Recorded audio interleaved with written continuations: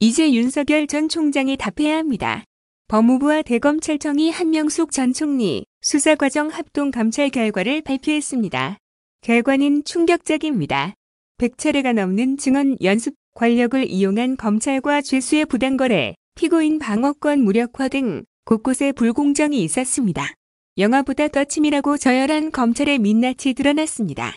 이 사건에는 윤석열 전 총장도 등장합니다.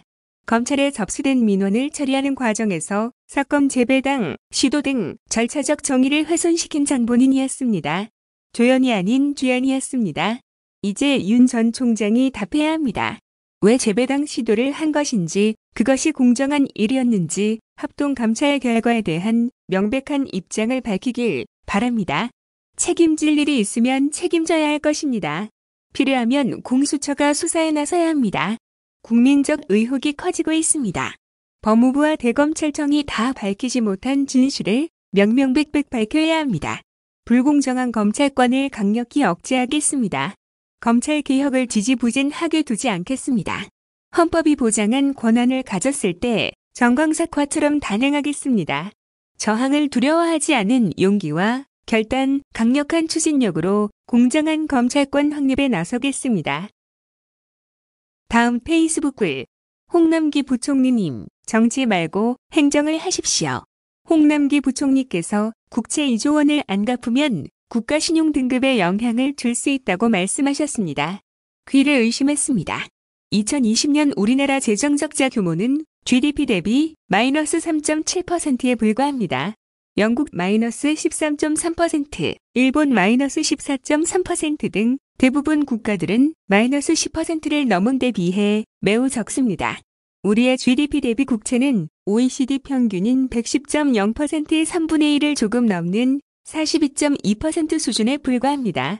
이번 코로나 사태에서 최소 지출하는 바람에 그 격차가 더 커졌습니다.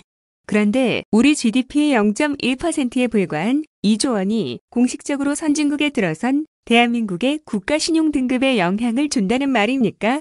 잠자던 강아지가 박장대소할 말씀입니다.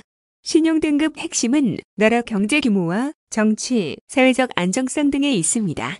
그래서 다른 국가도 적자 확대에도 불구하고 민생 안정을 위해 적극적인 재정 확대 정책을 고수해온 것입니다. 정부 살림살이를 책임지는 경제수장이라면 국제신용평가사 핑계로 자린고 비행세할 것이 아니라 코로나로 어려워진 서민 경제와 국민 생계를 먼저 걱정해야 합니다. 재정 여력이 부족하다는 전국민 재난지원금 반대 이유도 상식 밖입니다. 국민 80%에게 25만 원이나 전 국민에게 20만 원이나 쌀 수만 해도 같은 금액 아닌가요? 부총리는 자기 고집 부리며 자기의 정치 신념 관철하는 자리가 아닙니다.